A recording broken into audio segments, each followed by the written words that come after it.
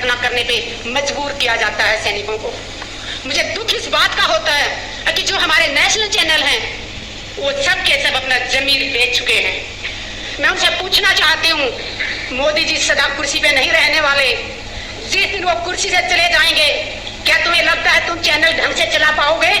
आज जनता भूखी मर रही है, बेरोजगारी इतनी चरम पे है, भूखमरी इतनी चरम पे है, महिलाओं को नंगा करके घुमाया जा रहा है और हमारे चैनल में बैठे लोग अपना जमीर बेच के मुंह बंद करके बैठे हुए हैं। जब इस देश का इलेक्शन हुआ था 2014 में, हम बहुत खुश हुए थे कि हमारे देश को एक बहुत अच्छा प्रधानमंत्री मिलने जा रहा है। हमारे साथ उस टाइम भी बहुत बड़ा धोखा किया।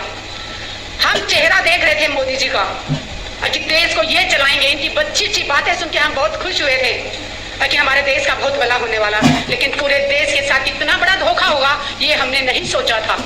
चेहरा प्रधानमंत्री मोदी जी का दिखाया गया और देश कौन चला रहा है? अडानी अंबानी, जिनको हम जानते भी नहीं थे। जैसे जो गांव की औरतें हैं वो तो जानती भी नहीं थी, लेकिन आज प्रधानमंत्री जी ने ये साबित कर दिया कि वो सबसे कायर प्रधानमंत्री जी। दुख होता है जब सैनिकों के नाम पे वोट मांगने जाते हैं। पुलवामा इनकी कमजोरी के कारण हुआ। इंटेलिजेंस का कान और आंखें बंद करके सोया हुआ था। अगर वो ईमानदारी से अपना काम नहीं कर रहा था तो सरकार क्या कर रही थी? और अगर इंटेलिजेंस ने अपनी रिपोर्ट दी थी तो वो किसको दी थी? और उसके बाद सरकार में बैठे लोगों ने संज्ञान क्यों नहीं लिया उस पर? क्यों नहीं? जब उनको पता चल गया था कि इस रास्ते से जाने से विस्फोट हो सकता है, तो जिसने भी एयरलिफ्ट से जाने से मना किया, परमिशन देने से मना किया, उसका नाम देश के सामने आना चाहिए। देश की जनता जाग चुकी है। बहुत देर तक इन्होंने धर्म के नाम पे लड़ा लिया, जाति के नाम पे लड़ा लिया, बट अब देश जाग चुका है। देश के समझ में आ गया है अगर आप भी नहीं बोले तो हम बोलने लायक ही नहीं रहेंगे। ऐसी हालत करने की तैयारी कर रखी है देश की सरकार ने कि हम सिर्फ दो टाइम की रोटी मांगने के लिए हाथ फैलाएं ताकि हम अपने हकों की आवाज न उठा सके।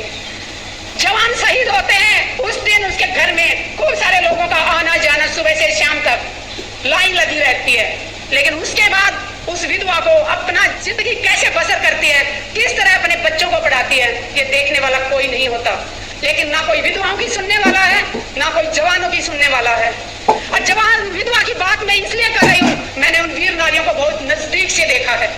मैंने उन वीर नारियों की बहुत तकलीफ देखी थी, तभी मैं जंतर मंतर पे माँ बाप की कसम खा के धरने पे बैठी थी जान सतवीर के साथ। मैंने 810 दिन रिले हंगर स्ट्राइक किया था। एक टाइम खाना खाती थी 24 घंटे में, सुबह से शाम तक सिर्फ प्लेन पानी पीती थी, और उसके बाद 11 दिन तक मैंने आमरण अनशन किया था। और तुम वहां पे बैठी थी तो माँ बाप की कसम खा के बैठी थी, किसान की बेटी हूँ और एक सैनिक की पत्नी हूँ तो पीछे हटने वाली नहीं थी। आईसीयू में पहुंच गई थी, 4 दिन तक मैं